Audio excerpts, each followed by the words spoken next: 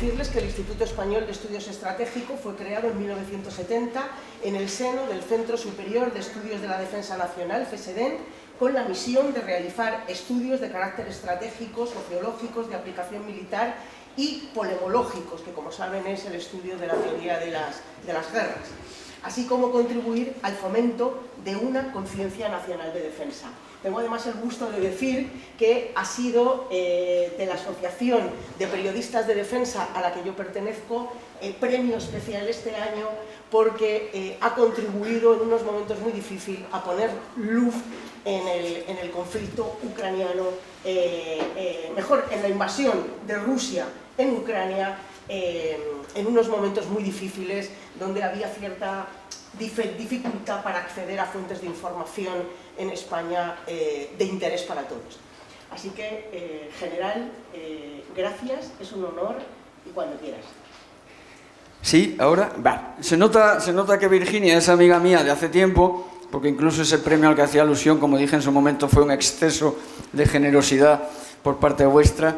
Y desde luego compartir mesa contigo y por supuesto también con vosotros es un auténtico placer. Además, como ya interrumpí maleducadamente a Virginia, para mí es un doble placer porque vengo a mi tierra. Yo soy de Orense y por lo tanto, Ana, te agradezco especialmente que nos hayas dado esta oportunidad de venir este fin de semana por casa, que siempre es un placer. Por lo tanto, encantado y también por la oportunidad. Yo cuando hablaba con Ana, para un poquito ver lo que pretendíamos de esta sesión, voy a preparar una intervención que no quiero que sea excesivamente larga, porque yo también tengo mucho interés en abrir luego la mesa y escuchar la opinión de quienes me acompañan. Y bueno, voy a dar unas pinceladas quizás para intentar, que no es fácil, pero intentar un poco contextualizar el conflicto, la guerra. El conflicto es verdad que es un conflicto, pero suena un poquito de eufemismo, es una guerra.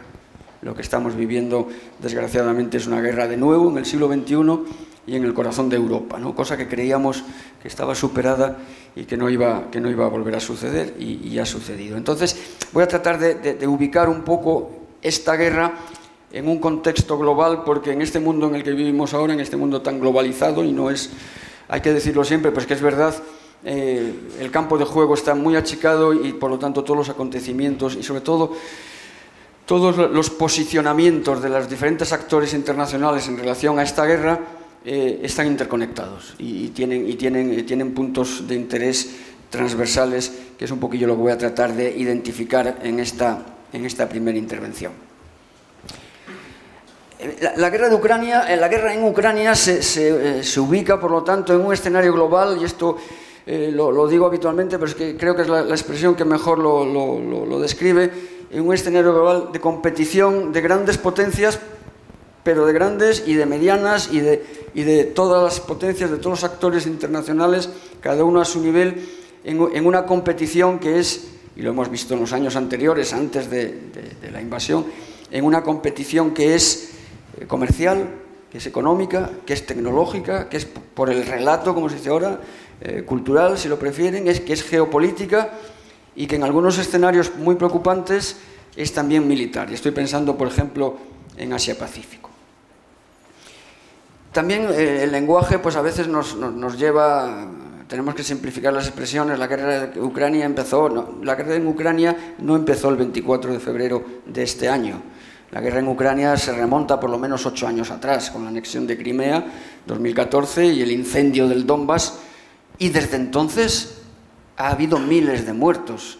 Otra cosa es que, pues no le prestábamos tanta atención, o evidentemente no tenía la fisonomía que tiene el conflicto ahora, ¿no? de enfrentamiento total. Pero la guerra en Ucrania, como digo, no empezó este 24 de febrero.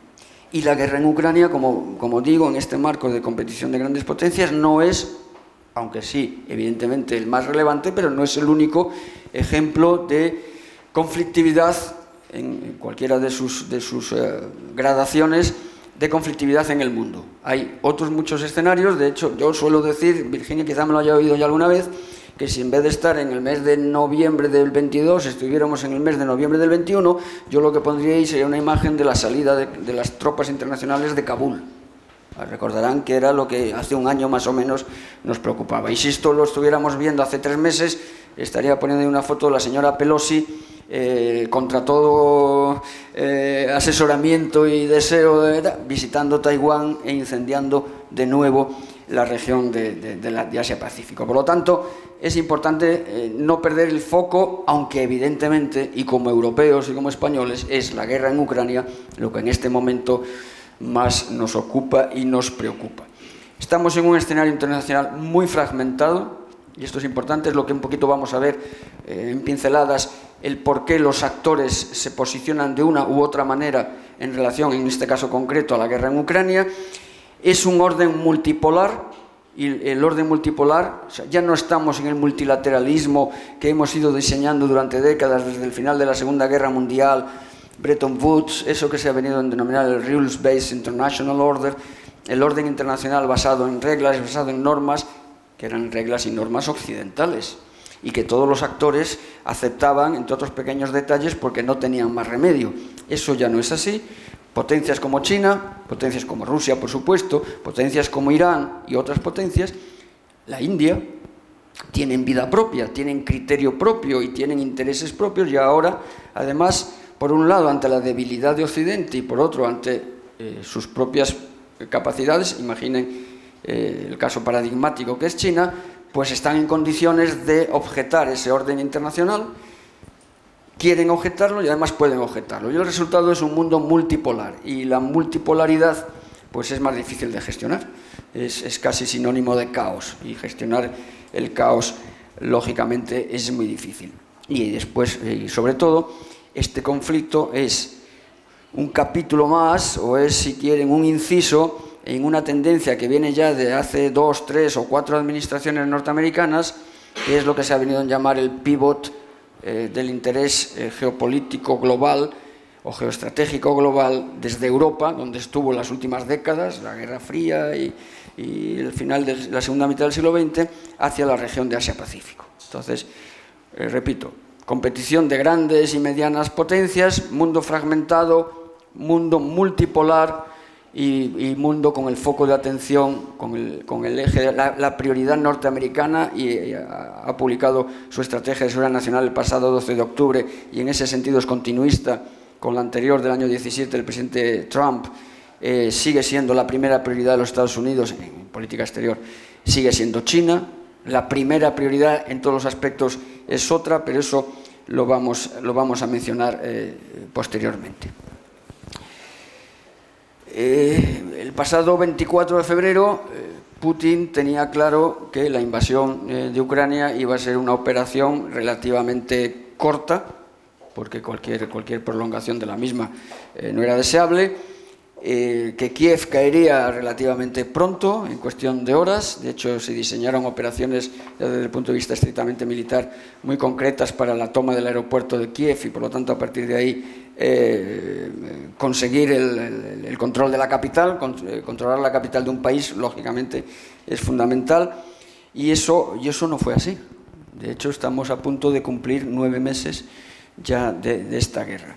Y entre otras muchas razones que no son objeto de esta charla, y por eso simplemente las vamos a pasar de refilón, razones estructurales, razones de errores de planeamiento, errores operacionales, errores incluso de conducción táctica de las operaciones, de los combates sobre el terreno. Entre otras muchas razones, la inteligencia rusa falló,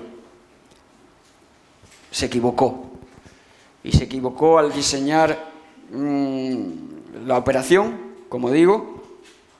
Se equivocó al valorar la voluntad de Ucrania, del pueblo ucraniano en general, y, ¿por qué no?, de su presidente, del presidente Zelensky, de resistir. Lo comentábamos antes un poquito en petit comité, de no salir huyendo, como ocurrió, pues de nuevo cito el caso de Afganistán hace un año, el presidente Ghani, Ashraf Ghani, él sí que cogió la maleta con los millones de dólares y salió corriendo. Y el presidente Zelensky no solo no hizo eso, sino que pues puso en marcha una estupenda, hay que reconocerlo, y magnífica campaña de liderazgo de su pueblo y de la opinión internacional, pues con esas imágenes emitiendo desde las primeras horas de noche en las calles de Kiev con su equipo más próximo. Falló también la inteligencia rusa en valorar las posibilidades y el estado real de las Fuerzas Armadas ucranianas, que ahora sabemos que no habían estado perdiendo el tiempo estos años previos, desde concretamente el año 2014. Y falló en evaluar los apoyos que la comunidad internacional, pero sobre todo los Estados Unidos y el Reino Unido, han venido prestando desde antes de la invasión y ahora durante la invasión al pueblo ucraniano y al esfuerzo de Ucrania de resistir la invasión. Y por otro lado, lo que sí se puede apuntar un éxito rotundo es la inteligencia occidental, sobre todo la inteligencia de los Estados Unidos y del Reino Unido, que, como es evidente, son los países más activos, y luego veremos por qué Europa tiene otra postura, ¿no? Pero desde Occidente en general, ya desde antes de la invasión, sobre todo el servicio de inteligencia británico, a través de Facebook, o sea, de una plataforma totalmente abierta y totalmente pública, iba informando de los preparativos de la acumulación de tropas rusas en las inmediaciones de la frontera. Portavoces de los propios servicios de inteligencia nacionales norteamericanos y británicos fueron telegrafiando esa acumulación y esos preparativos. Es evidente que la inteligencia, al menos de estos países, había penetrado las estructuras rusas hasta niveles avanzados, y no se explica algunos detalles de la profundidad en la que se conocían algunos detalles de esos preparativos, ¿no? Y una vez iniciada la invasión, pues también estos servicios fueron proporcionando toda la información posible. Hoy es muy fácil, los despliegues sobre el terreno no se pueden ocultar, son muy fáciles de seguir y de identificar. Y sobre todo, además, esto es muy importante para la adquisición de objetivos desde el punto de vista meramente militar, a la hora de batir objetivos e identificar fehacientemente los objetivos rusos, en este caso más rentables, ¿no? La lección aprendida hasta aquí es que, desde el punto de vista de la inteligencia, y eso en este foro yo soy el menos indicado para decirlo, lo más importante es la anticipación y no la reacción. Si no somos proactivos y si no nos anticipamos, la inteligencia a posteriori obviamente tiene un recorrido muy corto, y esto me recuerda a mis viejos tiempos de oficial de inteligencia táctica, que no estratégica, en el ejército de tierra, ¿no? Bien, simplemente un punto y que es muy importante, que es la importancia de los medios, lo que se denomina la OSINT, ¿no? La inteligencia de fuentes abiertas. Eso está demostrando que en este conflicto está teniendo una relevancia enorme. Desde el primer momento, cada ucraniano, como pasaría en cualquier otro escenario, cada ucraniano con su teléfono móvil en la mano era un combatiente. Y lo que él grababa y lo que él publicaba en redes sociales, inmediatamente en tiempo real, se extendía a todo el mundo. Esto tiene sus vueltas, hay que tener mucho cuidado, porque también es una herramienta de desinformación, es una herramienta de manipulación posible. Entonces hay que tener muchísimo cuidado con lo que ustedes vean en Twitter, aparte de la movida que tiene ahora montada el chico Elon Musk. Tengan mucho cuidado en lo que vemos en redes sociales, porque en el mejor de los casos no es toda la verdad, y en el peor de los casos puede ser ni siquiera la verdad, ¿no? Pero es evidente que los medios, las redes y desde luego la prensa, faltaría más, están teniendo un papel importantísimo, ¿no? Y hemos visto como constelaciones de satélites públicos, es decir, de los estados y privados, están aportando enormes capacidades en este caso concreto a Ucrania, ¿no? En el ámbito de las comunicaciones está el tema de las redes satélites de Starlink, y luego está toda una serie de satélites de adquisición de imágenes que están también documentando muy fehacientemente lo que está pasando sobre el terreno. Y esto es importante, ¿no? Bien, yo simplemente un par de preguntas, un par de cuestiones desde ese enfoque global que quería darle a la charla para entender mejor lo que pasa en Ucrania. ¿Por qué está pasando todo esto? ¿Por qué ese apoyo tan intenso de algunos actores occidentales, sobre todo Estados Unidos, a Ucrania? ¿Por qué las dudas y vacilaciones o una postura menos evidente de Europa tanto en los momentos previos de la invasión como después de la invasión. ¿Y China qué piensa de esto? ¿Qué opina China, ¿no? ¿Y qué opinan los demás? ¿Cuál es el papel de la India? ¿Cuál es el papel de Turquía? Que está siendo un papel absolutamente relevante, lo hemos visto en los acuerdos del trigo, y ahora parece que se sigue postulando como anfitriona de posibles futuras negociaciones. ¿Cuál es el papel de las monarquías del Golfo? Que también hay decisiones muy curiosas. Irán, por supuesto, suministrando drones, Corea del Norte, Israel. ¿Cuál es el papel de Israel? ¿Cuál es el papel de eso que se ha venido en denominar, en definitiva, el sur global, ¿no?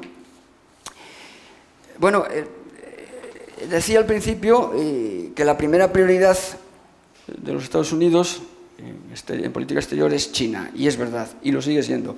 Pero hay que reconocer que el fracaso en relación a los planes iniciales de la invasión de Rusia en Ucrania le ha puesto en bandeja a los Estados Unidos una ocasión de oro para debilitar y para forzar el debilitamiento de quien también sigue siendo un rival estratégico, que es Rusia. Y eso, en cierto modo, nos ayuda a explicar por qué esa implicación tan decidida de los Estados Unidos en el conflicto. Estados Unidos es, y seguirá siendo en un plazo más que razonable, si no la primera potencia, si no la única primera potencia global, admitiendo ya que China en algunos aspectos ya le ha empatado o incluso superado, pero en cualquier caso seguirá siendo una de las dos grandísimas potencias mundiales, años luz de todas las demás, ¿no? Eso va a seguir siendo así, pero es una potencia que había vivido un brevísimo periodo de hegemonía tras el derrumbe de la Unión Soviética, de Pax Americana, que apenas nos ha durado 2 décadas, 3 décadas, que en términos históricos no es nada, ¿no? Y entonces ahora ve cómo esa hegemonía está siendo retada, está siendo contestada, y además por un actor, sobre todo uno, también hay más, pero sobre todo uno, que es China, que además lo hace que lo hace porque quiere, como decía antes, y porque puede, ¿no? No obstante, y también me gusta mencionarlo porque al fin y al cabo formamos todos parte de eso que se viene a llamar en términos generales Occidente, y evidentemente Estados Unidos es la potencia de referencia en Occidente, es muy preocupante la situación interna de los Estados Unidos.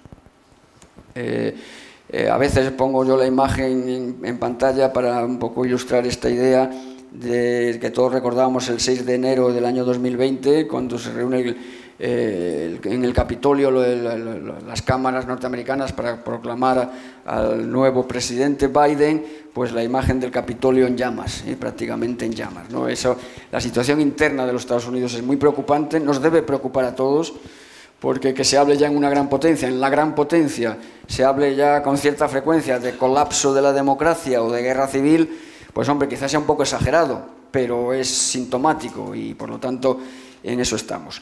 Hemos tenido hace poco las elecciones de midterm, parece que no ha sido tan catastrófica la cosa como se esperaba, pero yo también a veces pongo ahí un mapita del mes de noviembre del año 2024, que es cuando se van a celebrar las próximas elecciones norteamericanas, y la incertidumbre, que también lo hablaba antes en Petit Comité, la incertidumbre global, entre otros muchos factores, es por la incertidumbre que hay también con el futuro prácticamente inmediato de los Estados Unidos, ¿no? Que no es precisamente un futuro en el que todo pinte de color de rosa. Europa, evidentemente, está con Ucrania, eso es evidente. Los grandes perdedores de la guerra son, en primer lugar, Ucrania, que es el país invadido, que es el país cuya soberanía ha sido violada de una manera flagrante. El fracaso de la operación va a suponer que Rusia sea también otro de los países perjudicados, y está sucediendo ya, y sucederá más a medio y largo plazo, sobre todo en relación a su subordinación a China, hablaremos luego de ello también, pero si hay un tercer damnificado es Europa, evidentemente, por razones que simplemente enumerarlas: la crisis energética, la crisis económica que se pueda derivar de ello, la crisis política entre diferentes los países de la Unión Europea. Incluso tenemos posturas por qué no decirlo, en algunos casos divergentes, repercusiones para la seguridad, para la arquitectura de seguridad europea. Hablaremos luego en las conclusiones. Para países como España y países de lo que se viene a denominar el flanco sur de la Alianza o de la Unión Europea, una vez más, nuestra gran preocupación, que es la situación tremenda en el Sahel, pues una vez más va a quedar preterida, lógicamente, por la actualidad y por la gravedad de los acontecimientos en Europa, en el propio suelo europeo, en este caso en lo que se denomina el flanco este. Y evidentemente el papel de China es y será fundamental, ¿no? Lo que ha hecho China en las últimas décadas es absolutamente un caso de estudio tremendo, ¿no? El vuelco que los tres presidentes anteriores, desde Deng Xiaoping, Jiang Zemin y Hu Jintao, le han dado la vuelta a China en algunos aspectos, como un calcetín.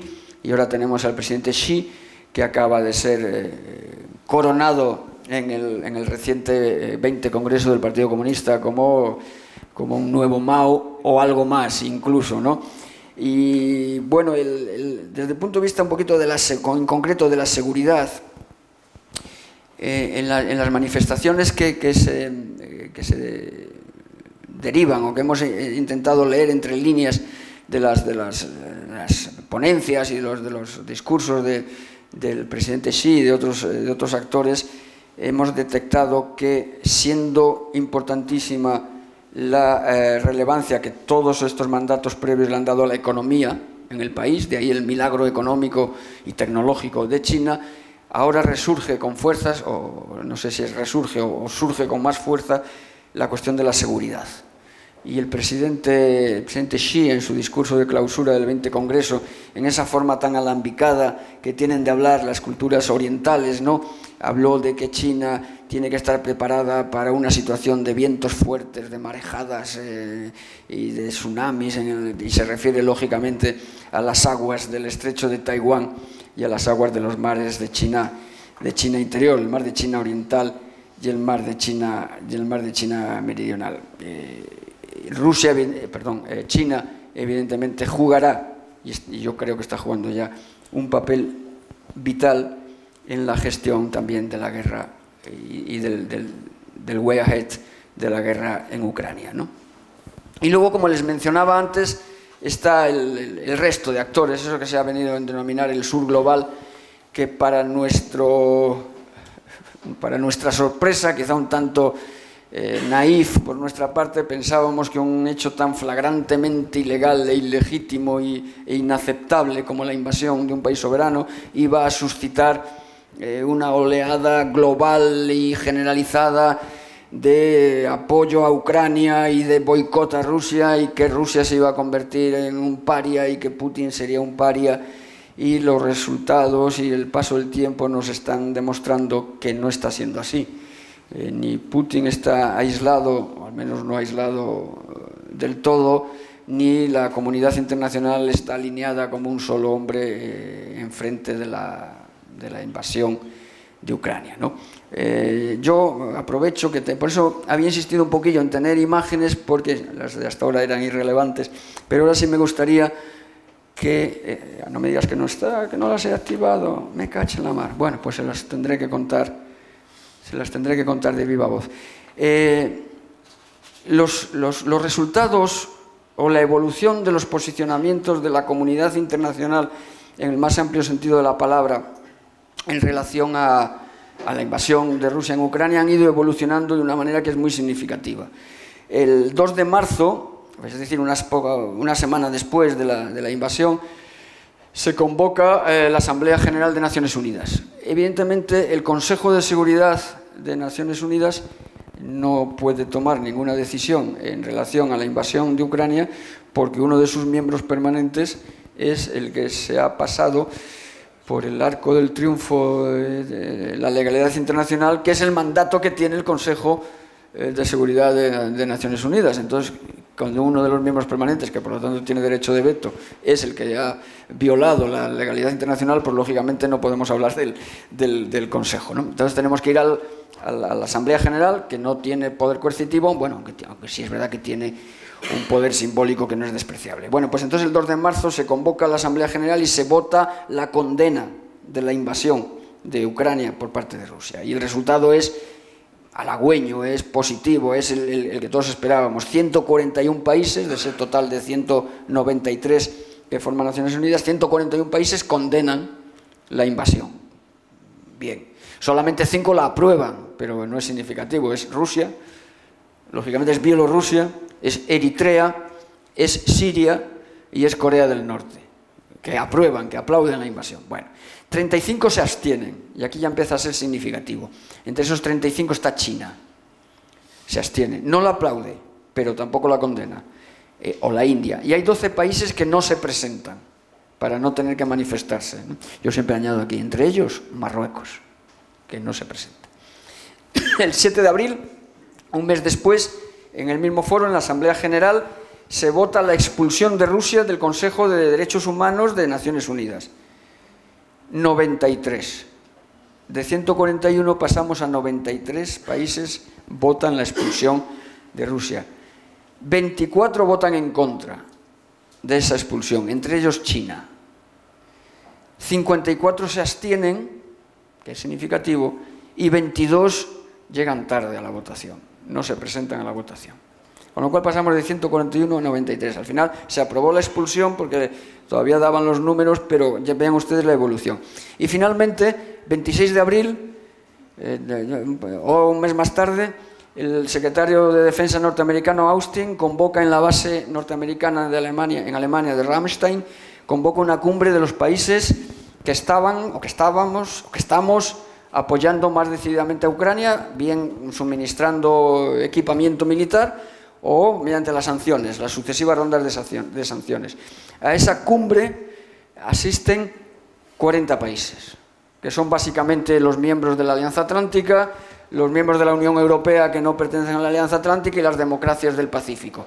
40 países estamos, con el paso de los meses, todavía involucrados en el apoyo a Ucrania. Es decir, el resto o no han aplicado sanciones, no están apoyando con el envío de material militar o están teniendo posiciones ambiguas. Bien, voy a ir finalizando porque, como decía, lo importante también es escuchar al resto de ponentes. Simplemente, ¿y en el futuro qué? ¿Qué va a pasar? Evidentemente lo más urgente y lo que estamos viendo estos últimos días y semanas, más los titulares, de lo que podemos intuir, es el rumor o las tendencias o las sugerencias de que se abra una mesa de negociaciones. Y ahí estamos viendo como por parte de los apoyos de Rusia hemos tenido filtraciones en la reciente cumbre de la Organización de Cooperación de Shanghái en Samarcanda. Hemos visto como el presidente Xi Jinping, como el presidente Erdogan y como el primer ministro Modi, son dos países pertenecientes a la Organización de Cooperación de Shanghái, se han cuidado de filtrar a los medios que le han dicho al presidente Putin que el conflicto está durando demasiado. Y también hemos visto más recientemente como la administración norteamericana se ha cuidado de filtrar al The Washington Post que le han dicho al presidente Zelensky que ya va siendo hora de encontrar una salida al conflicto. El problema es que esto es fácil decirlo desde los intereses de las dos grandes potencias, porque al fin y al cabo estamos hablando de China y Estados Unidos. Es más difícil de aceptar, como es lógico, por el país invadido que es Ucrania y que tiene, lógicamente, otros posicionamientos. El panorama internacional, y voy acabando, está siendo y va a seguir siendo influido muy evidentemente por la guerra en Ucrania. Tenemos que plantearnos qué va a pasar con la gobernanza global. Ya hemos visto que Naciones Unidas, como he mencionado, pues tiene un papel totalmente, lamentablemente, prescindible. El G20 acaba de reunirse en Bali, el año que viene lo hará en la India. Al principio hubo algún signo de esperanza en la entrevista entre Xi y Biden, pero luego el incidente del misil perdido que cae en territorio polaco pues ha vuelto a a enturbiar las aguas. El G7, que venía siendo ya G8 prácticamente de forma habitual, invitando a Rusia, pues hace ya algún tiempo que no es así y evidentemente no lo volverá a ser en un plazo previsible. Habrá que plantearse qué va a pasar con la globalización, qué va a pasar con la OTAN, qué va a pasar con la seguridad europea. Europa tendrá que diseñar una nueva arquitectura de seguridad, porque la arquitectura de seguridad europea, que está teóricamente vigente, solo teóricamente, data del año 75, Helsinki 75, pero es que algunos de los signatarios del acta final de Helsinki, que tantas veces se menciona, simplemente ya no existe, que es la Unión Soviética. Y el balance geopolítico en Europa del año 75 ha cambiado drásticamente. El Pacto de Varsovia ya no existe y buena parte de esos países que pertenecían al Pacto de Varsovia pertenecen ahora a la Alianza Atlántica, ¿no? Y si quedaba algún resquicio de colaboración, aunque fuera mínima, con la Rusia actual, pues obviamente ha saltado por los aires con la guerra ya desde 2014, pero desde luego con esta invasión en este mismo año. Por lo tanto, habrá que hacer una estrategia, habrá que construir una arquitectura de seguridad para Europa sin Rusia, lo cual es dificilísimo porque Rusia es parte de Europa y es un país muy relevante en Europa, pero es que además habrá que diseñar esa arquitectura de seguridad contra Rusia. Y de hecho ahí están la literalidad de algunos párrafos del concepto estratégico de la Alianza Atlántica aprobado en Madrid el pasado mes de junio, o algunos párrafos de la última Estrategia de Seguridad Nacional norteamericana del pasado mes de octubre, ¿no? Y por último, ¿qué va a pasar con Taiwán? ¿Qué va a pasar con Taiwán? Porque,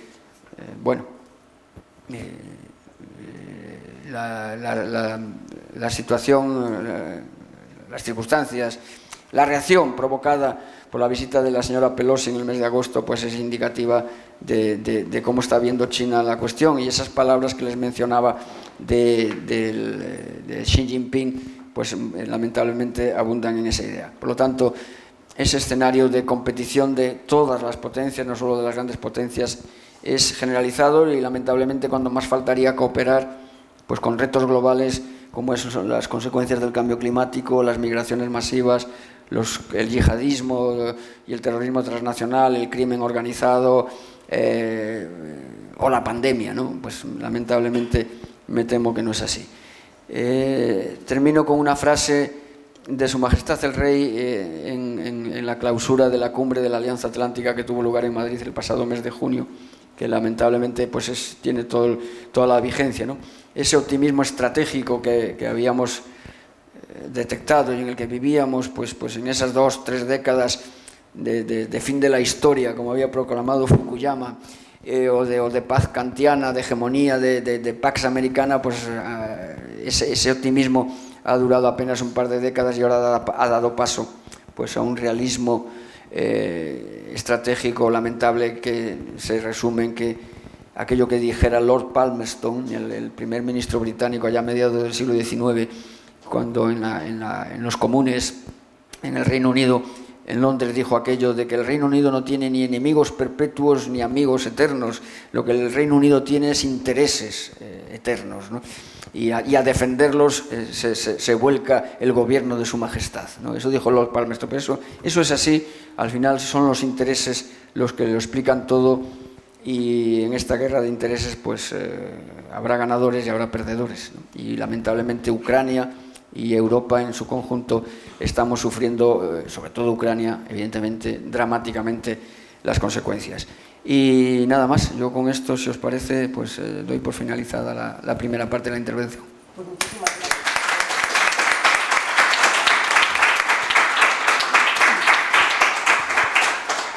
Bueno, pues paso a presentarles a los otros miembros de esta mesa, donde, como hemos dicho, vamos a debatir sobre, como base, conflictos y sistemas y servicios de seguridad, servicios de inteligencia.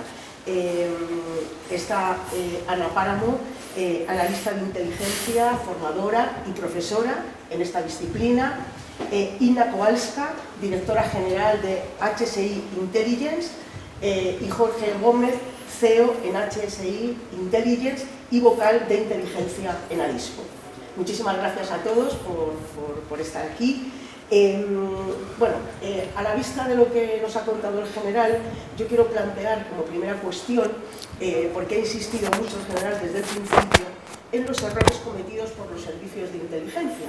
Yo quiero preguntar, y es algo que está rondando a los que de alguna forma u otra nos dedicamos a este mundo, si verdaderamente ha habido en este conflicto errores de inteligencia o no se ha querido escuchar lo que los servicios de inteligencia, hablo en este caso, por parte de Rusia, estaban contando. Y ha estado por encima una decisión política a cualquier otra decisión estratégica.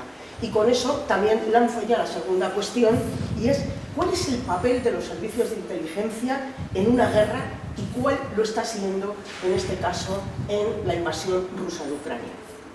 Cuando queráis. Bueno, pues voy a tomar yo la palabra con el permiso del resto de mis compañeros.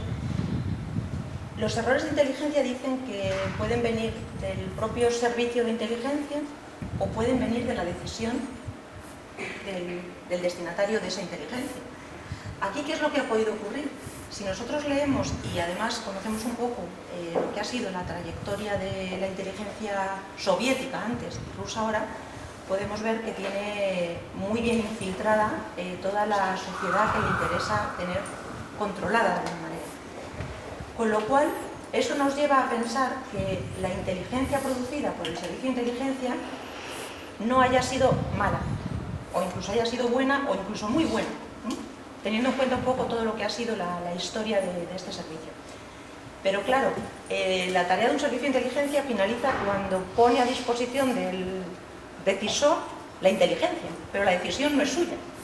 Con lo cual, el decisor siempre puede tener otros intereses y tener su propia, como dicen ahora los modernos, hoja de ruta, es decir, sus propias finalidades y sus propios objetivos, con lo cual puede ocurrir que la inteligencia no haya sido mala, la que se ha producido, pero que la decisión haya ido en otro sentido. Y también puede haber ocurrido que, a pesar de que la inteligencia producida haya sido buena, los propios servicios hayan tenido temor de transmitirle eso al destinatario, porque claro, Rusia es un país, pues como todos hemos visto, donde hemos incluso asistido a destituciones públicas, y claro, allí la gente no es que se le destituye y se vaya a su casa indemnizado, se va a otro sitio y de otra manera. Amortizado. Se cae por la ventana. Sufre un accidente. Entonces, bueno, pues un error ha habido. Yo pienso que no es por el propio proceso de producción de inteligencia del servicio, sino por temor de decir lo que un servicio de inteligencia, y con eso me anticipo a responder a la segunda cuestión, de decir lo que realmente debe decir. Puede ser por ese temor, o puede ser que realmente hayan dicho lo que hayan dicho, que es lo que tenían que decir, pero que el decisor haya dicho, ya, muy bien, pero mi camino es este, mi objetivo es este, y por tanto mi decisión va en contra de lo que me conviene. Pues, si me permite, Jorge, yo creo que yo soy ucraniana. Antes de empezar pido perdón porque puede ocurrir cualquier como explicación en castellano, puedo cometer algún error, pero intentaré expresar mi opinión personal, mi personal opinión como ucraniana de este asunto. Los servicios de inteligencia son vitales en cualquier conflicto. Información es fundamental. Y hablando de Rusia, de Ucrania, hay que hablar desde el punto de vista... Lo primero que tenemos que entender es cómo somos nosotros, nuestra mentalidad, porque nuestra mentalidad realmente es distinta. Pensamos un poco de diferente modo. Y lo que siente una persona cuando encuentra frente a un líder como Putin, lo que siente es miedo, temor, que dice Ana, correcto. Os doy, por ejemplo, un ejemplo fácil que nos explicaban en colegios. Es una leyenda que en 1932 hubo un niño que tenía 13 años Ese niño se llamaba Pavlik Morozov. Este niño fue muy famoso. ¿Por qué? Porque en su momento él denunció a su padre porque él estaba enamorado del sistema soviético. Entonces tomó la decisión que sangre no es tan importante como Estado. Y moral es, hay que entregar cualquier información, y da igual si es tu padre, si es tu familiar, lo que sea, pero hay que ser bueno para el Estado y poner el amor del Estado por encima del amor a tu familia. ¿Y qué pasa? Él le han matado, pero Estado ruso, soviético, no ruso en este momento soviético, hizo de este niño un héroe, porque lo que quería hacer, que la gente pensaba que es esa manera como tiene que actuar cualquier persona. ¿Qué encontramos nosotros allí? Es miedo en nuestra mentalidad. Yo he vivido en muchos países. Soy ucraniana, soy de parte oeste de Ucrania, donde pueden decir, he escuchado mucho que somos nacionalistas, que somos demasiado patriotas, pero no se trata de eso. Se trata de que a nosotros desde pequeños nos estaban diciendo que, explicando cualquier situación desde el punto de vista de miedo. Cualquier familia tiene miedo. He vivido en varios países, he vivido también en Rusia, entonces puedo opinar sobre Rusia también, cómo se siente allí la gente. La gente no puede expresarse fácilmente. Aquí puedes salir y decir lo que te da la gana, lo que tú opinas, puedes opinar sobre el presidente, puedes opinar sobre cualquier tema, pero allí es imposible, es imposible. Lo primero que tiene cualquier persona allí es miedo, y yo creo que es muy importante pasar esta barrera. Bueno, yo un poco reafirmando la postura del miedo, hay una anécdota muy interesante, que es muy gráfica de cómo se piensa allí, que es en época de Khrushchev, siendo Khrushchev el secretario general del PQS, visitan periodistas extranjeros Rusia, y uno le pregunta que cuántos miembros tiene el KGB, y Khrushchev se ríe y le dice, la verdad es que no sé cuántos miembros tiene el KGB, pero no se preocupe usted por eso, porque el KGB no da miedo por el número de miembros, da miedo por el número de colaboradores.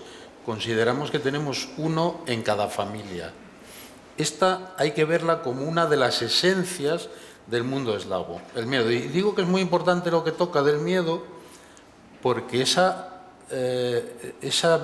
visión que tenemos del director del SVR balbuceando delante de Putin refleja miedo.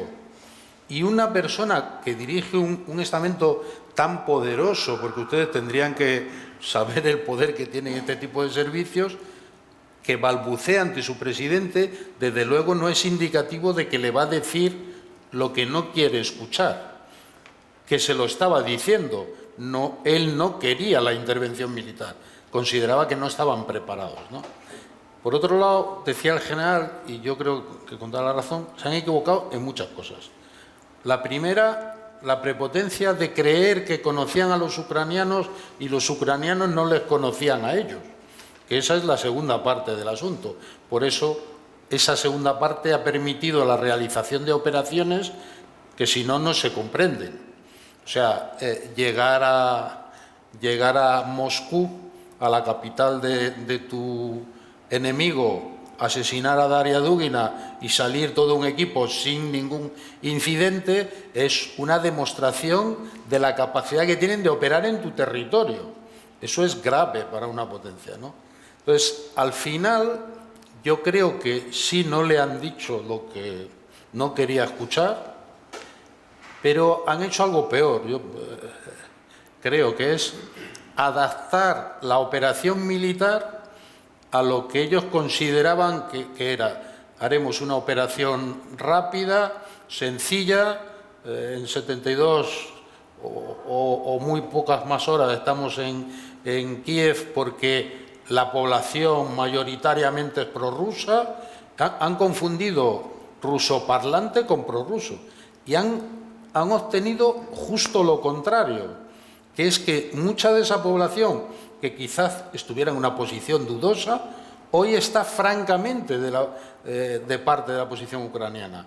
Entonces, yo sí creo que ha habido errores graves que probablemente, Ana, no sean por no haber obtenido información, sino por querer adaptar la información a tu líder y a las capacidades que tenéis. Entonces, ha sido un error grave, ¿no? La importancia de la inteligencia en los conflictos, pues lo decía muy bien el general, la importancia quizás tiene más importancia en la preparación de los conflictos.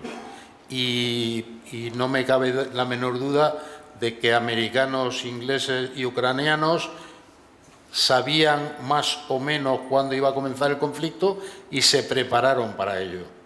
Y el resultado se está viendo, ¿no?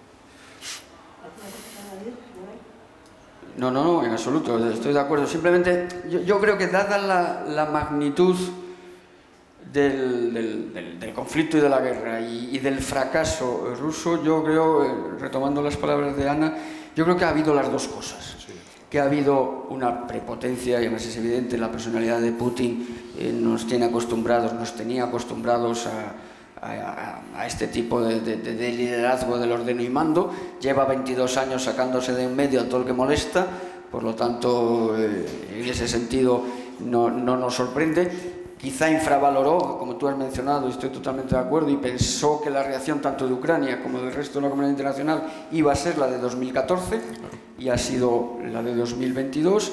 Pero yo creo que también tiene que haber habido errores de inteligencia, porque digo, la magnitud del fracaso y la magnitud de los errores cometidos una vez iniciada ya la invasión demuestran que se han equivocado en muchas cosas, empezando por la propia situación de las Fuerzas Armadas rusas, que es una de las... Hace poco en una charla como esta, en el coloquio, además fue aquí en Santiago, fue cerca, hace un par de meses, una persona del público casi me reñía y se enfadaba conmigo porque pero llevan ustedes tantos años estudiando las Fuerzas Armadas rusas y ahora me viene usted a decir que eran un bluff.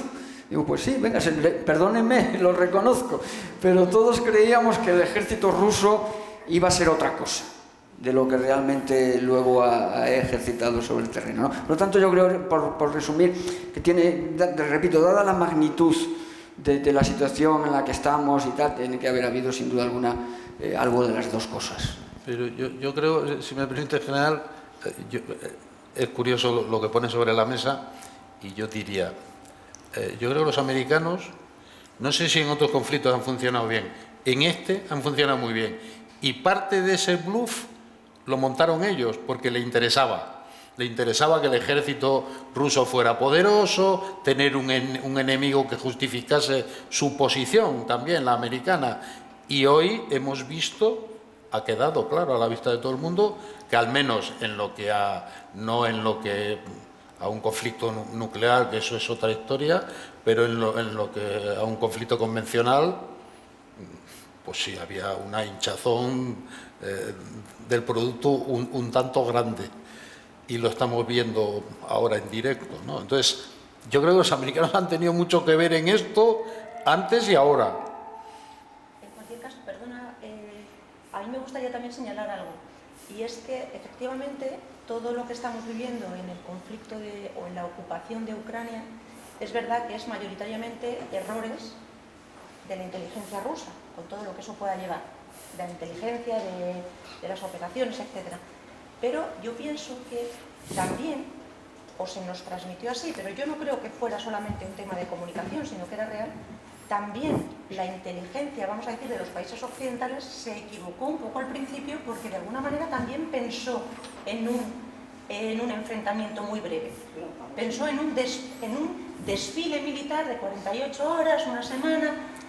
Luego también hubo un error, lo que pasa que los errores rusos han eclipsado ese error occidental, porque había dos partes en la comunidad internacional, entre el público y entre, digamos, los altos mandatarios. Uno, realmente no van a invadir Ucrania, porque Ucrania no es una provincia chiquitilla, esa era una postura. Y la otra era, sí van a invadir, pero en 48 horas todos a su casa. Con lo cual también hubo error occidental. Otra cosa es que, insisto, otros errores hayan dejado esto como un error menor. Aquí también, y un poco por lo que también apuntaba Ana anteriormente, sobre la destitución televisada ante el mundo del director de los servicios de información exterior delante, en un caso único como nunca antes se había producido, eso sumado a algo que es otro palabra que siempre andamos ahí con él, que es el cambio de paradigma, y es cómo es posible que la inteligencia, que siempre había sido secreta, ahora de repente se convierta en inteligencia pública, retransmitida casi en tiempo real, ¿no? Aquí nos encontramos con una forma de trabajar como nunca antes se había visto. Sobre este papel de la inteligencia, no sé si podemos hablar más de propaganda, de inteligencia como tal. ¿A qué obedece todo este cambio en el modo de actuar de las potencias respecto, además, a sus servicios de inteligencia? Yo, si me permite, general, a ver, yo creo que confundimos dos cosas. Una es que tenemos unos nuevos modelos de comunicación y que a esa bestia hay que alimentarla, porque además nos produce un efecto de desinformación que nos interesa. Y otra cosa es la realidad de los servicios de inteligencia. Las operaciones de inteligencia siguen siendo igual de secretas que siempre y no van a estar nunca en estos medios. Y pongo dos ejemplos claros. El ataque al puente de Kerch no salió en ninguna red social, ni se aventuró, ni se dio cuenta nadie. El asesinato de Daria Dugina no salió en ningún lado hasta cuando fue ejecutado. Por tanto, eso indica que las operaciones de inteligencia siguen siendo igual de secretas que antes. Otra cosa es que ahora tenemos que contar con que Twitter, como decía el general, es el mundo televisado, el mundo en el que todo el mundo, en el que todas las personas opinan, y por tanto hay que derivar cierta información a este mundo. Pero eso no es la inteligencia real. Eso es otra cosa. En la utilización, porque nunca antes había dicho, nuestros servicios de inteligencia dicen que la invasión es inmediata. Lo que están, es algo inaudito. Lo que están haciendo los servicios de inteligencia es utilizar nuevos canales para hacer sus operaciones de desinformación, para transmitir su mensaje. Hoy hay una herramienta tan poderosa que sería, desde luego, estúpido que los servicios no lo utilizaran, y lo están utilizando. La cantidad de información que recibimos hoy en día es tremenda y parece que cualquier de nosotros puede ser un periodista, porque tenemos un teléfono, podemos grabar cualquier vídeo, subirlo en Twitter o cualquier otra red social y ya somos periodistas, y muchos de nosotros somos más opinólogos que analistas. Así que nosotros lanzamos la información utilizando esto, lo puede utilizar inteligencia como la parte de propaganda. Ya depende de la información que recibe y cómo la utilice, lo convierte o en información real o en una propaganda o desinformación. De hecho, yo creo que uno de los éxitos del servicio de inteligencia ucraniano, bien apoyado por los Estados Unidos e Inglaterra, es haber manejado perfectamente estos nuevos sistemas de comunicación, y ahí han vencido a Rusia de calle. Y estamos hablando del servicio ruso, que eran los maestros de la desinformación, y han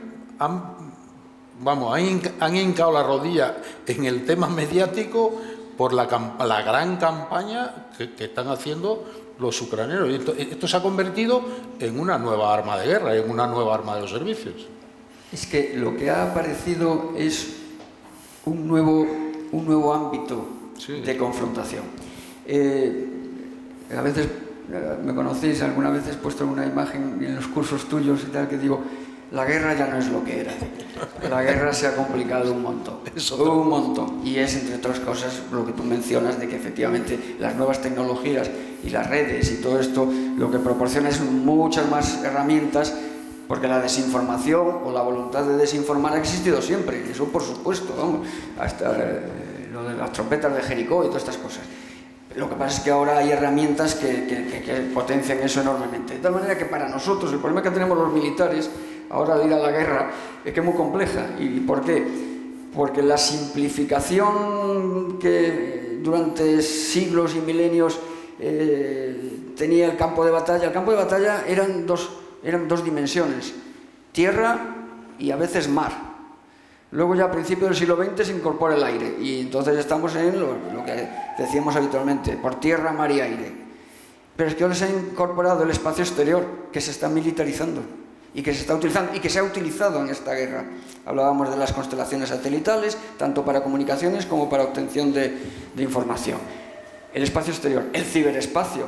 El ciberespacio es un ámbito, es el ámbito en el que más intensamente se está combatiendo. Aunque como no es visible, no nos damos cuenta. Y en el ciberespacio, el concepto de aliado y el concepto de amigo se difumina, se diluye. Yo siempre pongo la misma anécdota. ¿Quién intervino el teléfono secrafonado de la canciller Merkel? El presidente bonito, Obama. O sea, quiero decir que en el ciberespacio esa conflictividad es, y en todos los ámbitos, no solo tal. Y ahora hay un sexto ámbito, que es el ámbito cognitivo, que es en el que se está librando esta batalla, que es el de las percepciones, el de la mente. O sea, el objetivo, el campo de batalla somos nosotros. Por eso les decía, cuidado con lo que vemos en Twitter, cuidado con lo que tal, porque se está combatiendo, y tú lo has descrito perfectamente, en esta guerra. Se intenta por ambos bandos, con mejor o peor éxito por parte de unos u otros, pero se está combatiendo en ese sexto ámbito, que es el ámbito cognitivo, que es el ámbito de las mentes de las sociedades. Y el objetivo es la sociedad adversaria y la propia, obviamente con objetivos distintos, ¿no? Y eso es lo que estamos viendo, claro, claramente. Respecto a esto que comentabais, Zelensky hizo un llamamiento al minuto 2 de la invasión y consiguió armar un ejército de cientos de miles de ucranianos, activistas, de hackers, para esto. O sea que efectivamente, comentaba Ina, cualquier persona, no es un periodista, cualquier persona con un smartphone se convierte. es una persona con un smartphone. Claro, no es un periodista, pero fijaros que tendemos a dar por fiables las informaciones que nos dan nuestros pares, no las informaciones que vienen de las instituciones, claro, o de los organismos. Por lo tanto, yo me voy a fiar más de lo que tú me digas, porque eres un par, que lo que diga un organismo, o desmentir algo así es prácticamente, es de lanzarse por un precipicio, porque no vas a tener jamás ningún fruto que te sirva, claro, para eso. Pero fíjate, la información de los pares es sagrada. El efecto que ha tenido la incursión de las nuevas tecnologías es, como bien decía el general, en el ámbito cognitivo, es variar nuestro pensamiento de determinadas circunstancias. Y yo les pongo un ejemplo que es muy gráfico. Todos, tú como periodista lo sabes, en la guerra, sin estos medios de comunicación, los periodistas se tenían que medir muy mucho a la hora de presentar personas heridas, actos salvajes. Bueno, eso había que controlarlo mucho, porque si no, la sociedad reaccionaba mal ante esto. Sin embargo, yo les digo ahora a ustedes, todos recibimos todos los días vídeos de cómo un dron tira una granada y hay 5 soldados y los mata, de cómo matan a no sé quién. Es decir, la percepción de la muerte del enemigo la hemos variado. Y ahora ya vemos vídeos de estos todos los días y lo hemos normalizado. Anda, fíjate, 3 soldados rusos y va el dron y le tira una granada y los mata. Y ya lo tomamos como normal. Y esto ha sido un efecto de la incursión de estas nuevas tecnologías de la comunicación, que, como muy bien decía Inna, nos han convertido a todos en periodistas, pero sin filtro. No hay un filtro profesional, ni hay ningún tipo de deontología, no hay nada. Nosotros... Acordaros también lo que fue, pues, en la guerra del Golfo, la retransmisión directa de la guerra, ¿no? Cuando veíamos caer aquellas bombas y tal, que fue también un giro y un paso. Hablabais de la utilización de la tecnología como una arma de guerra, de las tecnologías de la información, como un arma de guerra. El otro día causó sorna en las mismas redes ver al ministro de Asuntos Exteriores ruso en la cumbre del G20 dotado de un iPhone, de un smartwatch, etcétera, ¿no? Y decían, este señor se sabe hasta cuándo respira, ¿no? Cómo va su corazón y tal, con una tecnología que la verdad es que fue sorprendente verle con el iPhone encima de la mesa y con el smartwatch, cuando todos sabemos en general cómo este tipo de dispositivos conectados, en este mundo interconectado, han estado vetados incluso en el despliegue de fuerzas porque han sido un elemento radical para controlar y para saber qué estaba haciendo el adversario en un momento dado y control de tropas, etcétera, etcétera, ¿no? Entonces, bueno, pero vemos que ahí tampoco estaban muy huchos los rusos, con un ministro de Asuntos Exteriores dotado de esa tecnología, no precisamente salida de las fábricas rusas. Ni chinas. Ni chinas, ni chinas, efectivamente. A mí me gustaría también un poco decir, al hilo de la pregunta que planteabas antes, Virginia, sobre este vivir en directo, algunos anuncios, vamos a dejarlo ahí, interesados por supuesto. Yo pienso que además de todo lo que han dicho mis contertulios, como dice algún otro periodista, yo pienso que también tenían dos claros mensajes. Uno era para consumo interno. ¿Por qué? Pues porque en muchos países occidentales la tarea, y vamos a decir el acierto en el trabajar, y permitidme esta expresión, de los servicios de inteligencia está muy cuestionado. ¿Por qué? Porque a los servicios de inteligencia se les cuestiona cuando algo no sale bien. Entonces quizá ese mensaje de cuidado que van a invadir también era para consumo interno, para de alguna manera transmitir a la sociedad, en este caso de Estados Unidos, británica, incluso europea, cuidado que sabemos, vuestro servicio de inteligencia sabe lo que va a pasar. Pienso que ese era uno de los mensajes. Y luego el otro es algo tan antiguo como la propia guerra, y ahí sí no, en general que me corrija, como es la disuasión. Tú con eso le estás diciendo a tu adversario, cuidado que sé tus intenciones. Entonces yo pienso que con independencia de otras finalidades, de ganar voluntades, esa guerra cultural, etcétera, etcétera, yo pienso que había dos mensajes, uno interno y otro externo. Yo fíjate, Ana, que estoy tan de acuerdo. Yo en los días previos... Esto no estaba pactado, ¿eh? No, pero ya que sale. En los días previos a la invasión, como finalmente se realizó, yo tenía ese punto de vista. O sea, esa sobreactuación o sobrepresencia de los medios de inteligencia occidentales avisando de la invasión, yo pensaba que tenía una clara intención disuasoria, en el sentido de no invadas porque sabemos ya que lo vas a hacer y te estamos esperando. ¿Por qué creo que además no soy el único que pensaba así? Mi trabajo ahora mismo consiste en leer mucho lo que se escribe por todas partes en la medida de lo posible. Y yo les aseguro que en las semanas previas a la invasión el consenso generalizado de los analistas era que no iba a haber la invasión en los términos en los que se produjo. Evidentemente tú no acumulas 140.000 soldados en las fronteras de un país ajeno para que estén de vacaciones, cierto.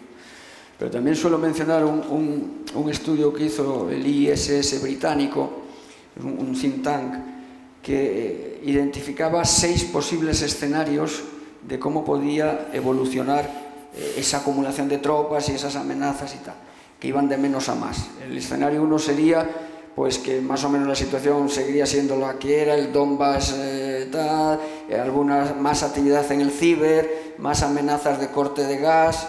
Escenario 2, pues con porque como dije al principio, la guerra ya estaba ahí y los muertos ya se venían produciendo desde 2014. Bueno, un escenario 2 en el que a todo esto se le sumaría pues a lo mejor algún ataque masivo a las infraestructuras y así hasta el escenario 6, que era el de la invasión a gran escala, que es el que prácticamente se produjo. Y créanme que la inmensa mayoría de los estudios, de los análisis, evidentemente nos equivocamos, ya hablo en primera persona, oscilaban entre el 1, el 2 y el 3, el 2, el 3, el 4. Nadie esperaba, porque tenían que estar muy seguros los rusos de que iban a ganar y hemos visto que no ha sido así, ¿no? Por lo tanto, sí, me sumo a esa idea, y probablemente era intención también de esa sobreabundancia de información, de que era disuasiva, y que era también disuasiva o disuasoria para el gran padrino que es China, porque también se trataba de hacerle ver a China, aquí no se nos escapa que Europa en general, Alemania en particular y China tienen unas relaciones económicas enormes, somos prácticamente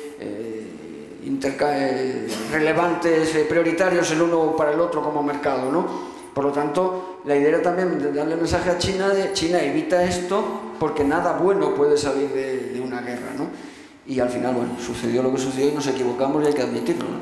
Pero quizá... Ahora, la verdad, y esto va por ti, Jorge, que semanas o que días antes, bastantes días antes de que se produjera la invasión, Jorge ya tenía información, y así lo confirmó, y lo dijo además públicamente, de que la invasión era inminente. Yo no sé si gracias a la información recogida sobre el terreno de INA, pero Jorge ya advirtió que la invasión era inminente. Yo creo... Que no nos olvidemos, aquí ahora... Pero perdona, Jorge, pero aún admitiendo la invasión, lo que ha sido más... Y repito que está claro que estábamos equivocados. Aún admitiendo que iba a haber invasión, la invasión en los términos en los que se produjo, una penetración simultánea por 11 vías de penetración, que es un error... Perdonen ahora que me salga la vena militar, ¿no? Es un error de planeamiento tremendo si no tienes las fuerzas abrumadoramente mayoritarias para dirigir una operación simultánea por 11 líneas de penetración, con además una estructura de mando y control, como se ha demostrado, absolutamente errónea, porque eran 120 grupos tácticos, 120 batallones, en una misma estructura, con un solo jefe, por decirlo de alguna manera. Eso es una barbaridad que además nos choca mucho con la idea preconcebida que teníamos de lo que siempre se llamaba en nuestros estudios, te acordarás, el enemigo convencional, sí, el enemigo soviético entonces, que era un enemigo muy jerarquizado, muy estructurado, tácticamente hablando, ¿eh? Sí. Batallones, en brigadas, en divisiones, en cuerpos de ejército, con los apoyos de fuego y apoyos de combate escalonados, ¿eh? Y al final vemos que un país heredero de esa doctrina soviética, Rusia, lanza una operación militar con un mando y control absolutamente hueco. De hecho, a los 3-4 meses tuvieron que repensar todo la estructura de mando y control y tal. Entonces, sí era factible la invasión, pero, repito, lo que nos equivocamos fue en considerar que iba a ser pues de la entidad que ha sido, que creo que ahora mismo, claro, ahora es fácil decirlo, ¿no? Ha sido el gran error. Claro, todos explicamos lo de la bolsa al día siguiente. Claro, yo creo que también deberíamos de meter en el saco de análisis que yo no tengo tan claro que Estados Unidos no persiguiera que Rusia atacase a Ucrania, porque le interesaba. Y por tanto, Estados Unidos ha podido estar jugando aquello que decía Napoleón: cuando veas que tu enemigo se equivoca, no lo interrumpas. Y lo han dejado hacer en algo que era un escenario favorable para ellos, porque yo creo que, visto inicialmente la decisión rusa, les beneficiaba para debilitarlos, ¿no? Y el tiempo ha demostrado que los están debilitando y mucho, ¿no? Sin esfuerzo en este caso. Pues no nos olvidemos que el americano aquí no pone un solo muerto. Sí, los americanos están combatiendo hasta el último ucraniano. Claro. Sí, eso es cierto. Pero es verdad que los Estados Unidos venían, en este momento concreto, venían de un enorme fracaso, que fue la retirada de Afganistán. La retirada de Afganistán puso de manifiesto dos cosas, muchas más, pero dos importantes: que los 20 años invertidos lamentablemente no han valido para nada. Por eso a mí me duele que ahora parezca que ya no pasa nada en Afganistán y que Afganistán está olvidado. Pasa lo mismo que antes pasó. O peor, de acuerdo. Y el fracaso también de la retirada en sí, que fue una catástrofe, ¿no? Y entonces eso ha supuesto una pérdida de prestigio enorme para los Estados Unidos y para la Alianza Atlántica, porque al final nosotros también estábamos allí en Afganistán. Con lo cual el prestigio y la capacidad de concitar adhesiones por parte de Occidente Estados Unidos, de la Alianza, estaba muy dañada. Esto nos ha venido de maravilla, claro, en el sentido, y me duele utilizar estas expresiones cuando estamos hablando de una guerra, ¿no? Pero está claro que Estados Unidos se ha quitado esa espinita de encima, y la OTAN, el concepto estratégico del mes de junio, no tiene nada que ver con el borrador que había 3 meses antes de la invasión, o con el borrador que había un año antes de la salida de Afganistán. Eso está claro. Ahora, de ahí a pensar que lo han provocado, bueno, eso ya son... No, yo no he dicho que lo hayan provocado. He dicho que les interesaba. Eso es otra cosa, pero está claro que la decisión, y eso creo que la decisión es de Putin. La decisión la tomó Putin, claro. Y es más, yo, como decía hace unos minutos, y también apuntaba Ana, yo creo que la voluntad de Occidente hubiera sido que no se hubiera producido, al menos en estos términos, porque las consecuencias las estamos viendo, claro, ya también en Europa, desde el punto de vista energético, económico, etcétera, etcétera. Pero además le viene bien, yo creo, perdona Ana, por aquello que hablábamos de las estructuras. Tras la Segunda Guerra Mundial generamos un orden mundial y un tipo de estructuras adecuadas a ese orden dominado por Occidente. Y esas estructuras no tienen ningún sentido si no tenemos esto que tenemos hoy. Con el conflicto lo que hemos hecho ha sido intentar apuntalar el declive de... Hablabas de la ONU, Naciones Unidas, bueno, en los últimos conflictos su peso específico cada vez es menor. Entonces, claro, una vez o reestructuramos el mundo y creamos estructuras de otro tipo para otra situación, o todo eso tendrá que ir cambiando. Y eran estructuras todas dominadas por los Estados Unidos. La OTAN, Naciones Unidas con un peso muy grande de los Estados Unidos. Entonces, claro, incide, todo está interrelacionado, claro. Yo pienso que aquí yo estoy más cerca en cuanto a pensamiento en relación con este tema del general, y de verdad que esto no estaba pactado. No, pero estamos más cerca. Sí, cerca, efectivamente, desde el punto de vista físico, eso es empírico, como suelo yo decir. Bien, pero más que Jorge, yo con incluso ahí, además una guardia. Bien, lo que quiero decir es que yo también pienso que en este conflicto ni siquiera los Estados Unidos, y desde luego muchísimo menos Europa, querían que hubiera una guerra del tipo que fue. Y si algo podía ocurrir, que fuera muy rápido y que pasara como de soslayo para que no tuviera consecuencias graves para el resto. Pienso yo, porque, claro, estamos pensando desde una perspectiva económica meramente, diciendo que, bueno, Estados Unidos ha salido muy beneficiado, etcétera. Pero Estados Unidos tiene muchos problemas internos, como antes decía el general, que no podemos dejar escapar. Con lo cual, Estados Unidos, que está sacando, por supuesto, su beneficio, como cualquier otro país podría hacer, o incluso algunos está intentando hacerlo, lo que pasa que con un mayor o menor éxito, porque al fin y al cabo son los intereses nacionales. Bien, pues yo pienso que realmente tampoco, otra cosa es que dijera, bueno, voy a dejar pasar, pero realmente yo pienso que no tenía un interés porque pudiera de manera premeditada sacar rédito de todo esto.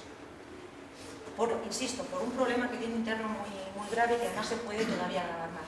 Pero es que además estamos pensando solamente en las consecuencias que todo esto puede tener para los grandes, pero también están todos esos pequeños, que a lo mejor ni siquiera son potencias, de los que hablaba antes el general, que están sufriendo consecuencias de manera directa, pero es que las indirectas van a ser nuestras.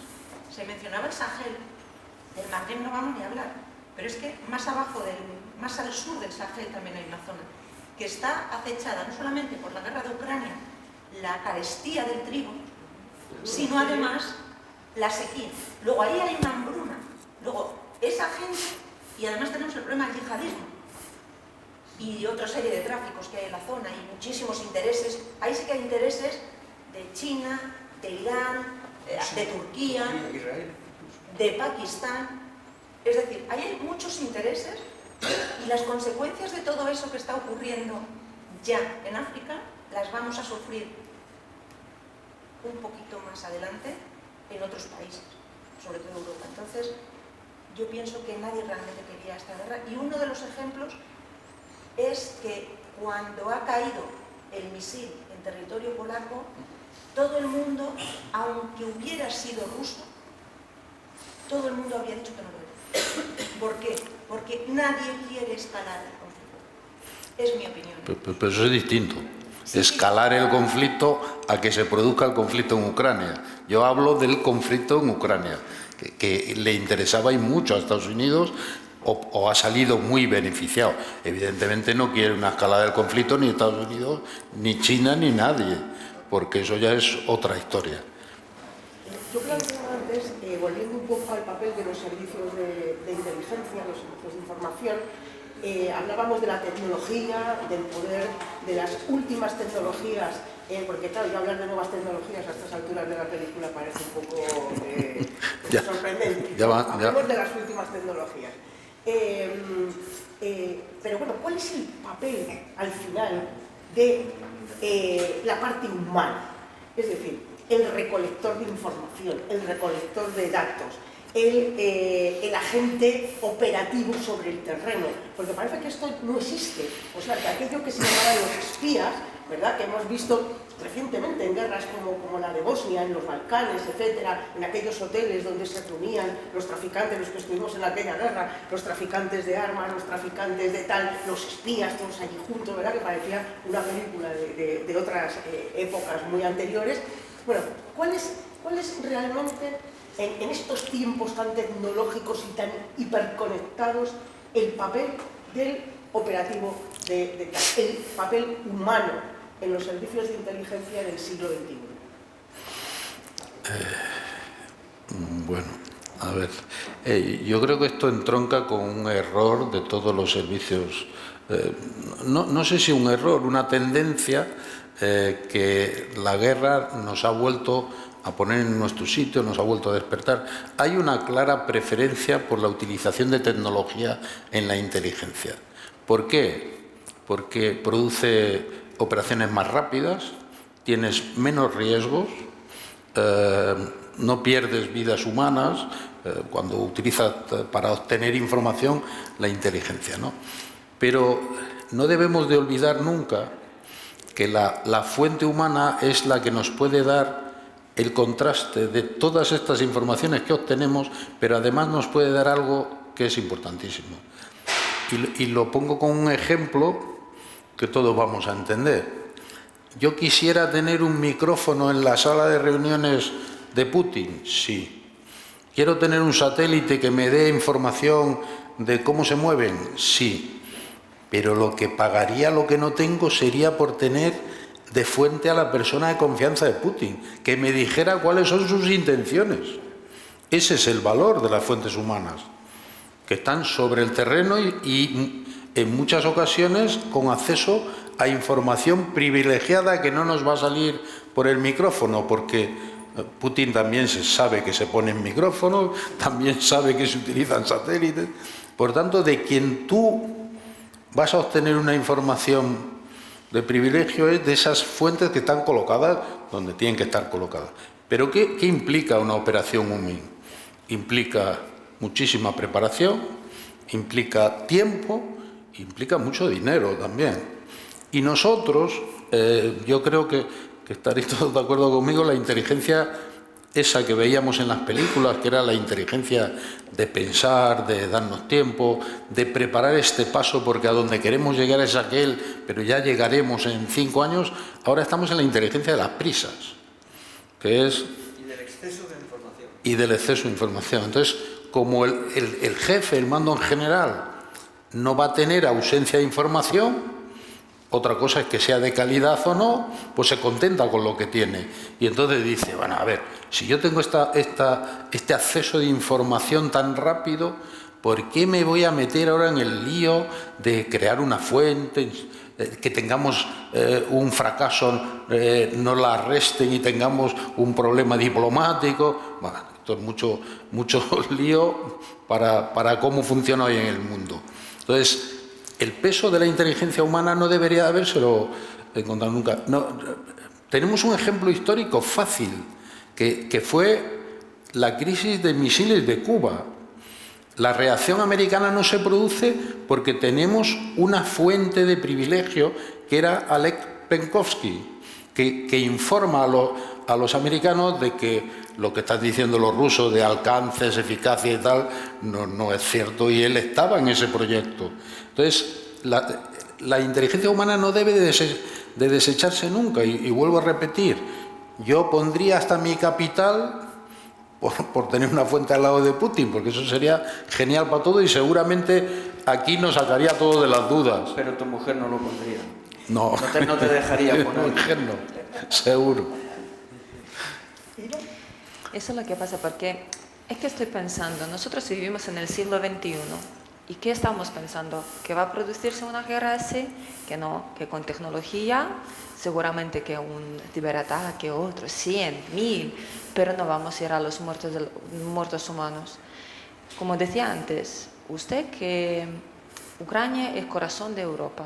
A mí también me decían desde pequeña que Ucrania es el centro de Europa geográficamente, pero para Rusia realmente es la puerta, entrada a Europa. Y a ellos les da igual que nosotros podemos pensar cómo puede estar ahora mismo en siglo XXI una guerra en el centro de Europa, pero sinceramente Europa siempre era campo de batalla, tanto para la Segunda Guerra Mundial como para muchas otras guerras. Y la guerra tradicional, con los carros de combate... Y la misma, el sistema modo de producirse es el mismo. Nos hemos hinchado todos a hablar de ciberataques, de misiles hipersónicos, de guerras electrónicas. Las guerras ya no van a ser nunca como antes, de soldados biónicos, de no sé qué, y al final acabamos en un frente de batalla a cañonazos, igual que la Segunda Guerra Mundial. O sea, la tecnología es verdad que ha afectado mucho, pero la esencia es que tenemos una guerra en el corazón de Europa como en el 45. No de ese tamaño, evidentemente. No, pero la diferencia es que es eso más lo nuevo. Claro, o sea, claro. El problema es que los conflictos se van complicando cada vez más, pero no a costa de lo de antes, sino además de lo de antes. Suman a lo de antes. Eso que decía antes, de la guerra ya no es lo que era, la guerra es mucho más compleja, es mucho más difícil, es mucho más complicada, porque al final está Starlink dando cobertura y hay dos personas que se miran a los ojos y se pegan un tiro, ¿no? O sea que es además de, no en lugar de, sino además de. En cuanto a la pregunta tuya, Virginia, del tema 1000, yo pienso que ha sido vital a lo largo de la historia y sigue siendo. Y solamente voy a poner dos ejemplos, uno un poquito más reciente y otro menos. Uno, el 11S. El 11S, a pesar de que dicen los Estados Unidos en su informe que realizaron al Congreso, el informe del Congreso, perdón, fue el resultado de 17 errores, no de uno, ellos lo dicen así, uno por cada agencia de inteligencia que tienen.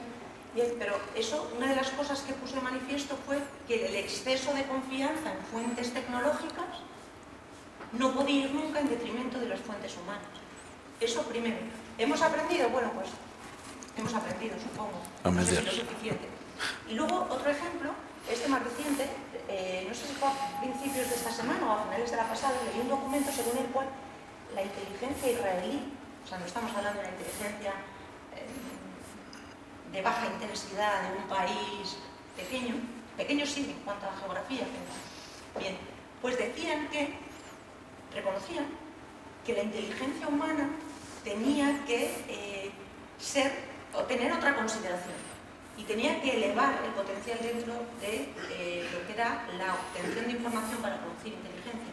Porque ponían un ejemplo, los pasadizos subterráneos que se construyen entre Palestina e Israel, en las franjas, etcétera, etcétera, dice, eso no lo capta un satélite. ¿Eso quién lo capta? A lo mejor tampoco lo capta la fotografía aérea, ni siquiera los paseos, los vehículos que circulan por la zona, porque es subterráneo, a lo mejor no se lo saben. ¿Quién puede informar de esos pasadizos subterráneos? O bien el señor que los ha diseñado, o bien el trabajador que está ahí y está diciendo que están construyendo. Con lo cual, estoy hablando de dos ejemplos, de dos servicios de inteligencia potentes, yo no digo que sean ni los mejores ni los peores, potentes, al menos en cuanto a recursos, que han reconocido y admitido que el Lumin es importante. Y esto lo digo porque muchas veces, si lo dicen dos españoles en España o tres, bueno, lo dicen estos tal.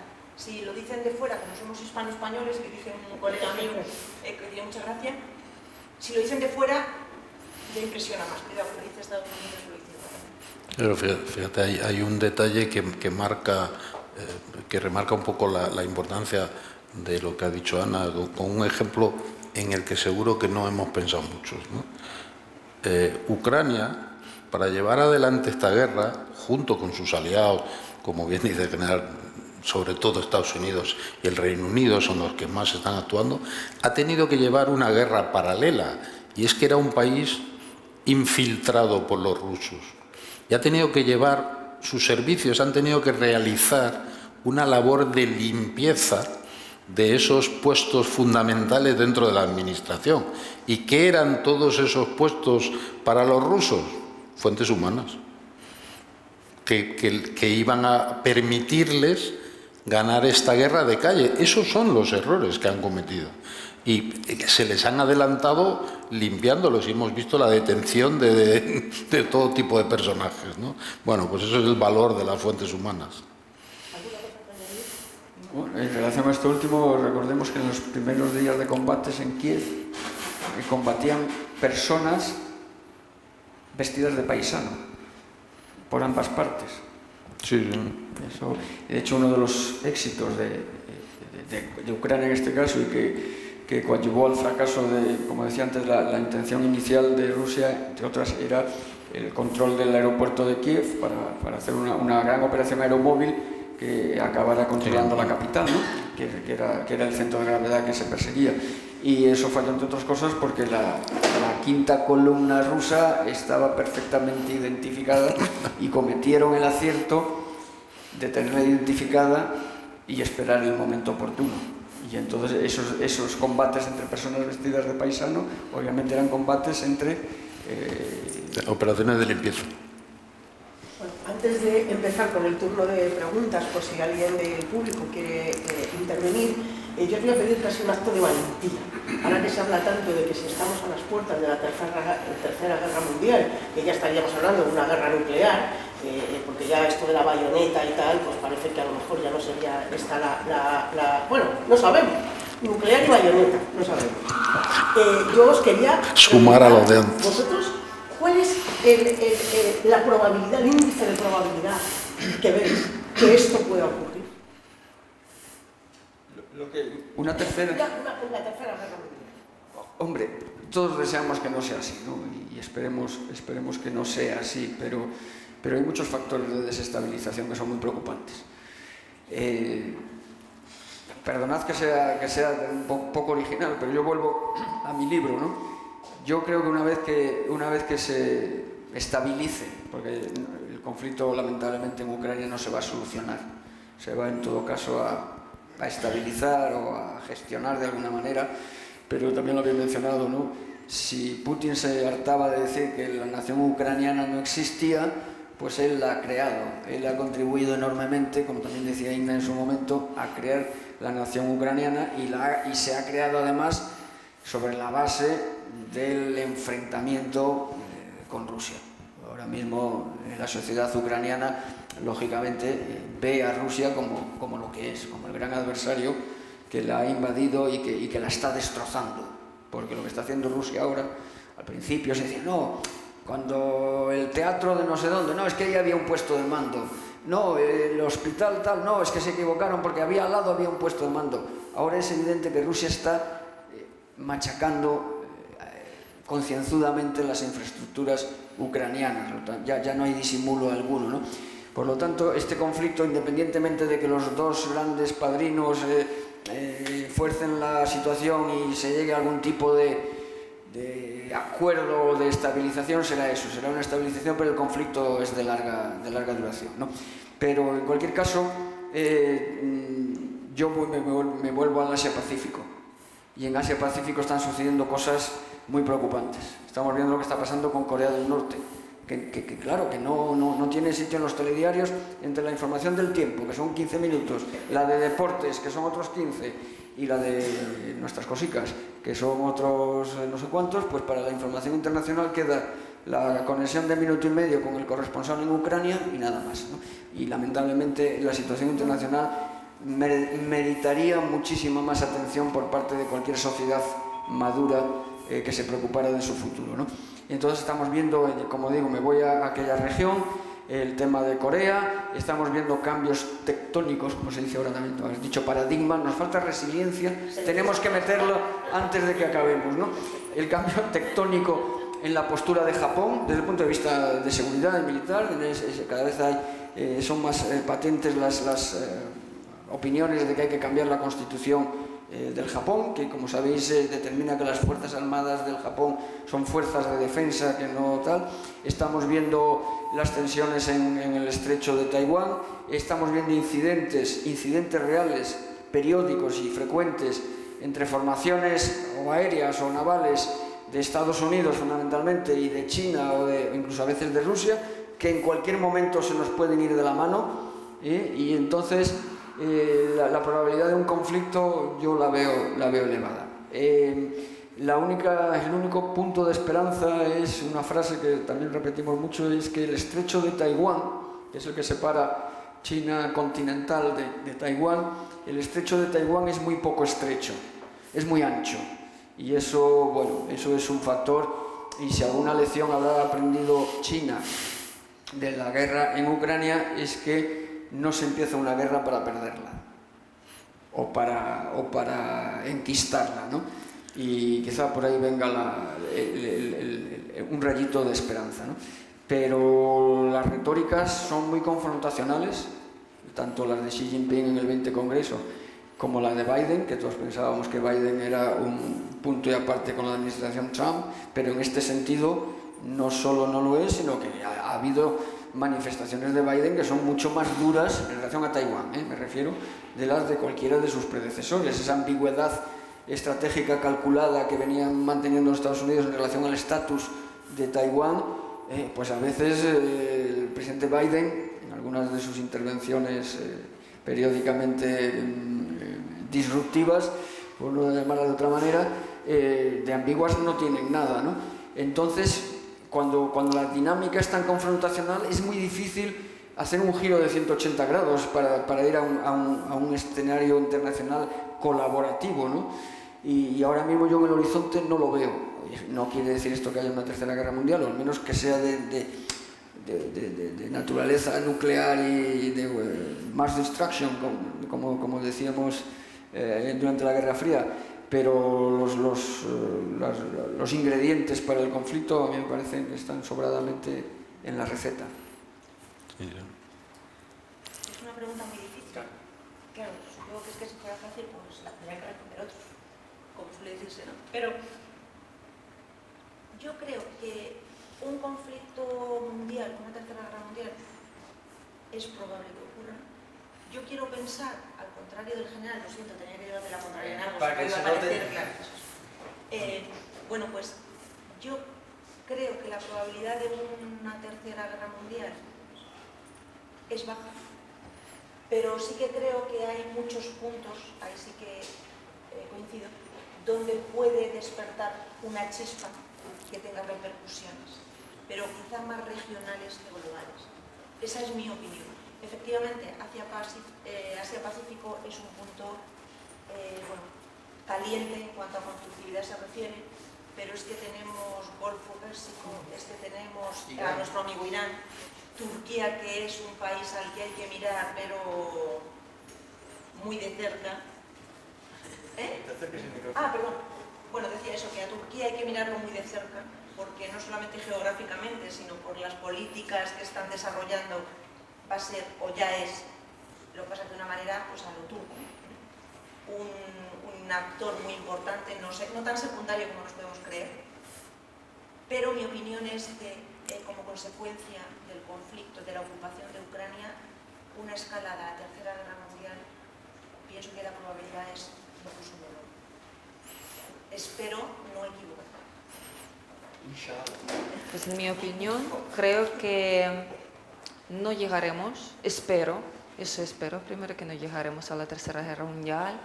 ¿Y por qué no llegaremos? Porque realmente no interesa a nadie desestabilizar, no interesa a los poderes como los países, al mismo país como China, porque la economía es lo principal para ellos. Ahora una guerra como guerra mundial sería un desastre un desastre económico, y cualquier país fundamental lo que necesita es una estabilidad. Así que se pueden producirse aquí conflictos, ahí conflictos, y es normal, porque durante miles de años los países tenían guerras por algunas razones, muchas razones eran económicos, intereses, etcétera, etcétera, el territorio, pero no creo que llegaremos nosotros a la Tercera Guerra Mundial. Sí que deseo que se termine esta invasión y este conflicto, y para mí esta guerra antes posible. Bueno, yo no tengo un poco que apuntar a lo que habéis dicho y simplemente haría dos apuntes. Uno, yo creo que no estamos ante el comienzo de un conflicto mundial, y en parte esto está supeditado a que China todavía no está preparada para ganar la guerra, no tiene el potencial militar suficiente, pero eso no va a ocurrir toda la vida, o sea, avanzan rápidamente hacia eso. Y dos, si se produce un conflicto, desde luego la chispa no va a ser Ucrania, será otro lugar del mundo que, bueno, lo han apuntado ustedes, que será Asia-Pacífico, donde sí podemos tener una chispa que provoque el incendio. Y yo aportaría algo que lo ha dicho el general y que muchas veces no tenemos en cuenta. Nosotros, cuando realizamos operaciones, maniobras militares, disuasivas, todas este tipo de historias, controlamos lo que queremos hacer, pero que se produzca un error, que se produzca una chispa, no lo controla nadie, y el resultado sería, pues, lamentable. Por tanto, yo, como todos, espero que esto no ocurra, aunque hay indicios razonables de que puede ocurrir. Pues muchísimas gracias. Animo ahora al público a participar. No sé si... A ver, hablo alto, yo creo que se me oye. Habéis hablado al inicio de la mesa redonda de los aciertos o desaciertos de los servicios de inteligencia, básicamente de los rusos, que bien podían ser por el propio miedo de los servicios de decirle a su jefe lo que no quiere oír, o de decírselo y el jefe no tomarlo en consideración. Más que para tirarte por la ventana. Además de una cosa también que creo que en general ha apuntado, el tema de el ejército ruso, o sea, la percepción que se tenía de potencia rusa, que luego ha resultado que ni potencia, ni tenía que los tanques eran de hace 70 años y que los cascos que usan son de madera. Entonces, bien, ha habido ciertos aciertos occidentales de Estados Unidos y Reino Unido, pero el amigo de Rusia, los chinos, su inteligencia, ¿qué ha hecho? ¿Qué ha dicho? Porque vale, yo entiendo que el director del servicio de inteligencia ruso, pues mira, yo no le voy a decir a mi jefe esto porque me tira por la ventana, pero los servicios de inteligencia chinos sí le pueden decir a Rusia, oye, que te estás equivocando, que esto no lo puedes hacer, que el ejército no es... O sea, que ellos se creen que es así, pero que todos sabemos, o que tú y yo sabemos, que no lo es. Entonces, ¿qué ha hecho China? ¿Qué ha hecho Rusia? ¿O qué pensamos que ha hecho Rusia con lo que ya ha hecho China? No, yo del papel de China, tenga en cuenta que el Instituto Español de Estudios Estratégicos tiene a gala documentarse solo de fuentes abiertas. No, y además lo llevo muy a gala porque no quiero que de los análisis de mis analistas se vean influidos por conocer, por tener información que no deberíamos tener, ¿no? Entonces, lamento no poder informarle, ¿no? Yo me imagino que a China le pasó lo que nos ha pasado a todos, y es que nos creíamos que las Fuerzas Armadas rusas eran otra cosa. Pero no lo sé. Los errores que se han cometido son... Lo de inteligencia lo dejo para vosotros. Desde el punto de vista militar, usted lo ha mencionado, es verdad. Al final, yo soy carrista en tierra.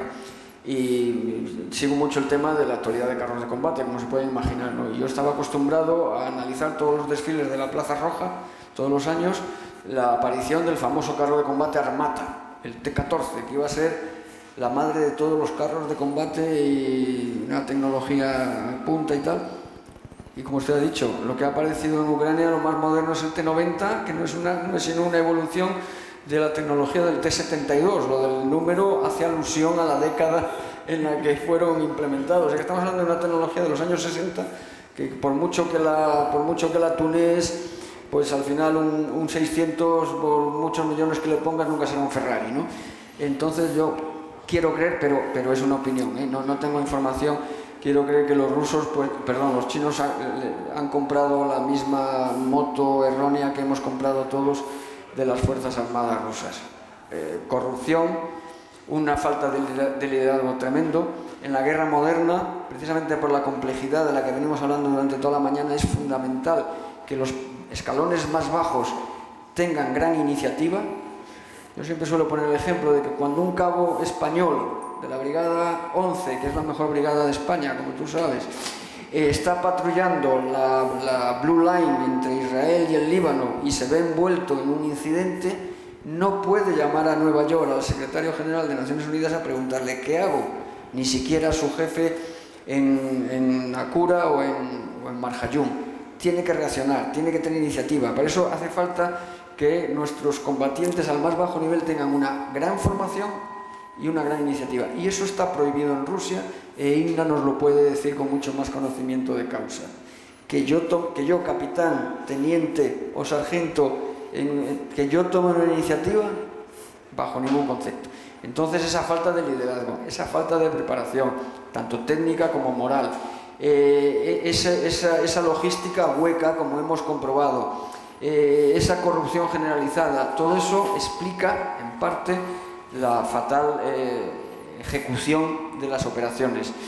Y eso es lo que nos ha sorprendido a todos, que creíamos que iban a arrasar a un país como Ucrania, que había renunciado al arma nuclear en el año 94 a cambio de la garantía por parte, entre otros, de Rusia de su integridad territorial en el memorándum de Budapest, y fijaros dónde ha llegado. ¿Cuál es el mensaje para la comunidad internacional del error ucraniano de ceder el arsenal nuclear que había heredado de la Unión Soviética? El mensaje para Irán, para Corea, para cualquier otro país es: si tienes armas nucleares, no renuncies a ellas, y si no las tienes, ve a por ellas. Y eso es en lo que estamos. Por eso, volviendo a lo de la guerra mundial, pues ojalá, ¿no? Desde el punto de vista de la inteligencia, hemos dicho antes, también lo ha dicho el general en su exposición, aquí en el mundo de la inteligencia es como en el dinero y en el amor. No hay amigos o enemigos, hay intereses comunes. ¿Y China en esto qué interés común tiene con Rusia?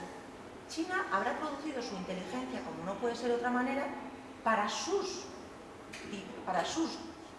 decisores, para sus dirigentes.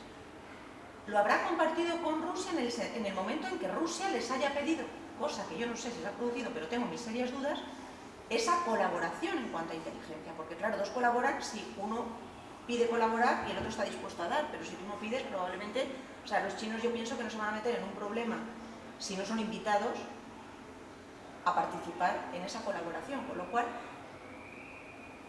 China habrá producido su inteligencia para ellos y habrá dicho, oiga, si el conflicto evoluciona de esta manera, los efectos para nosotros pueden ser A, B, C, D, algunos positivos y algunos negativos, con lo cual China probablemente, si ha participado en ese intercambio de inteligencia, cosa que dudo, habrá sido porque lo haya pedido Moscú, y si no lo ha hecho, estará barajando su inteligencia de acuerdo con sus intereses.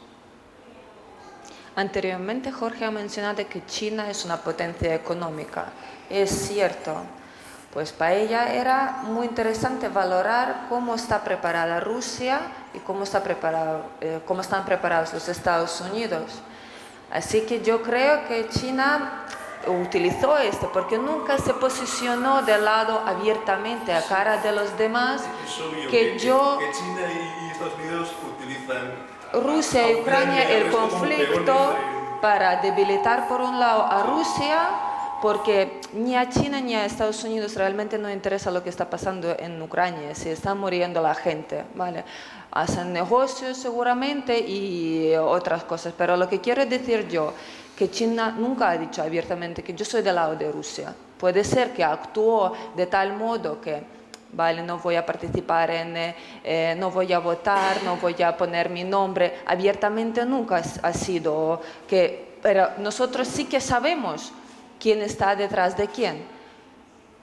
Pero este momento fue para China muy importante porque ahora mismo, ha dicho Jorge anteriormente, China es una potencia económica, todavía no ha llegado a este nivel de ser una potencia militar. Bueno, yo creo que primero no tenemos que confundir la China comunista con la Rusia comunista, que ya no es... Bueno, ese término de comunista, aplicarse a la Rusia ya sería objeto de estudio, ¿no? Pero el nexo es la palabra comunismo, y la China comunista siempre fue una cosa distinta de la Unión Soviética y del comunismo soviético. Por tanto, China tiene sus propios intereses. ¿Y ustedes creen que China está interesada en cogobernar el mundo? No, China está interesada en gobernar el mundo. Y por tanto a China le sobra Estados Unidos porque es su adversario, pero también le sobra Rusia. Es decir, no van a ir cogiditos de la mano a dominar el mundo. Lo que pasa es que China da sus pasos. Bajo estas premisas yo creo que la inteligencia china habrá hecho su trabajo y habrá hecho lo que tiene que hacer. Lo que ocurre es que sus intereses no son los que nosotros estamos barajando, son sus intereses, y darán los pasos. Por ejemplo, en el ámbito militar general, China está haciendo un enorme esfuerzo en tener un poderío naval, porque sabe que una potencia sin poderío naval no existe, y estaba muy atrás y sigue estando muy atrás. Es decir, por darles unas cifras, la potencia aérea de España está en torno, no sé las cifras exactas, pero a lo mejor entre helicópteros, aviones, tenemos 500 efectivos para el combate, que no sé si serán muchos. La potencia de Rusia, la Fuerza Aérea Rusa, son 4.500. La Fuerza Aérea Americana son 17.000.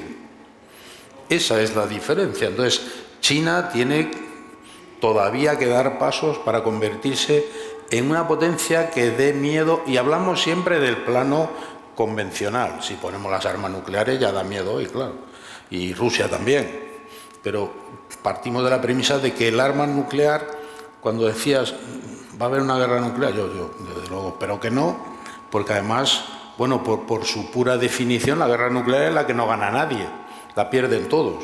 Es decir, ni siquiera disparar primero te va a convertir en vencedor, porque tú también vas a ver. Y entonces eso, China estará barajando todo eso en su inteligencia en sus intereses. Muchísimas gracias. ¿Hay alguna pregunta más? Yo quería preguntar una cosa, porque estáis hablando así, obviamente conflictos entre países y demás, pero yo me planteo, no son intereses de un país, de otro país, potencias, China, Estados Unidos, etcétera, no es más una guerra por intereses globalistas a otro nivel, a nivel más económico, que realmente manejan a los países de alguna manera por otros intereses.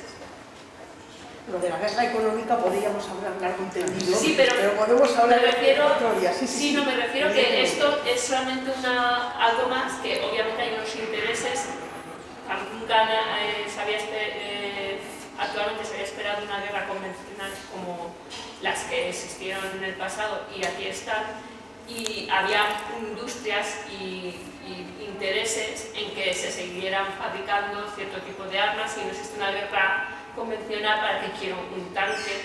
¿Para qué quiero cierto material que no sirve? ¿Para qué quiero preparar a miles de personas en una guerra convencional si no la va a haber. Y esto es como decir, no dejemos de lado este planteamiento porque a alguien le interese y hayan usado este conflicto que siempre ha estado caliente durante muchos años, pues como una muestra para decir vamos a seguir generando, llámese dólares, llámese euros, o como lo queréis. Con la venta de armamento, es a lo que se refiere. Por ejemplo.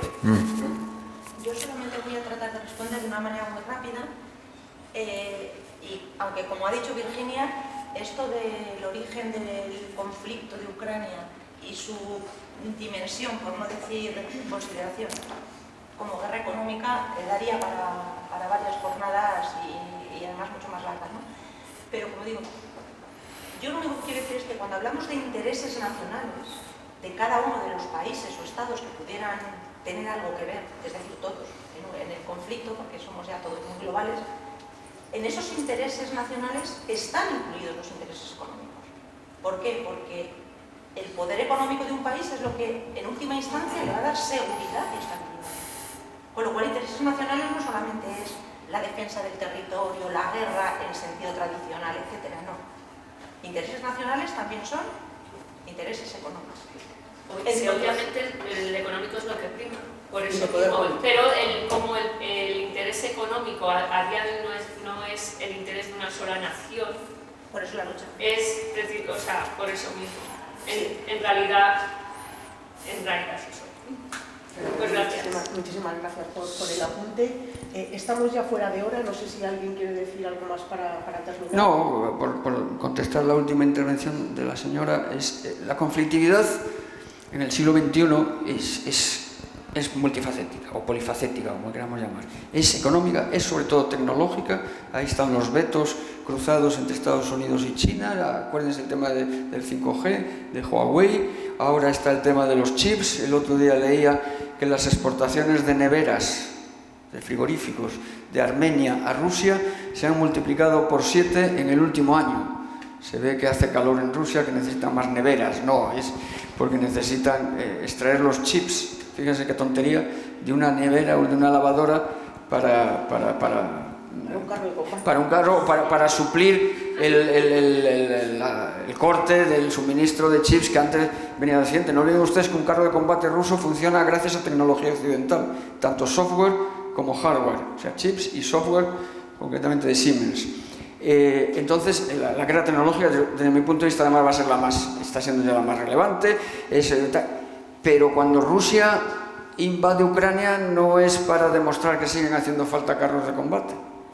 Y si mañana hay un conflicto en Taiwán, no será porque China quiera demostrar que hace falta seguir produciendo aviones de combate, sino porque valorará que es el momento oportuno de anexionarse Taiwán por muchas otras razones que no tienen nada que ver con el enfrentamiento militar, sino que tienen que ver con el estatus del nacionalismo, por un lado, y el hecho tan poco espiritual de que Taiwán es una potencia en tema tecnológico concretamente, ¿no? Lo que pasa es que la consecuencia de todo eso, y lo lamento profundamente, es que en esa complejidad de la guerra de la que hemos estado hablando durante toda la jornada, al final el enfrentamiento militar en el más anticuado de los conceptos, pues seguirá siendo no necesario, porque decir que eso es necesario puede sonar mal, ¿no? Pero será inevitable, quizá la expresión sea inevitable, ¿no?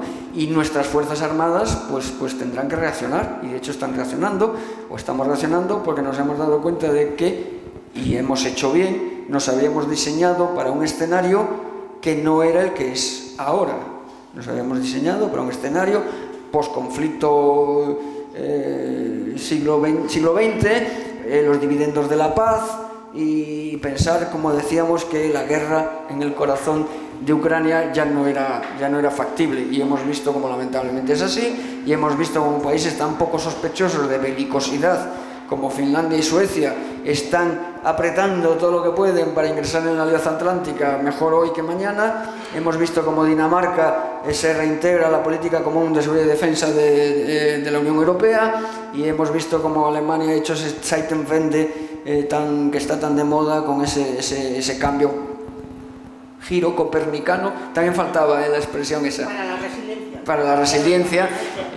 Entonces, bueno, pues ahí lo estamos viendo, ¿no? Entonces yo creo, en respuesta a su pregunta, yo creo que la conflictividad no es para provocar unos determinados beneficios económicos a la industria del armamento que se produce, igual que la guerra no se ha hecho para que, Putin no invade Ucrania para que el gas norteamericano nos cueste 3 veces más o 4 veces más que el gas argelino.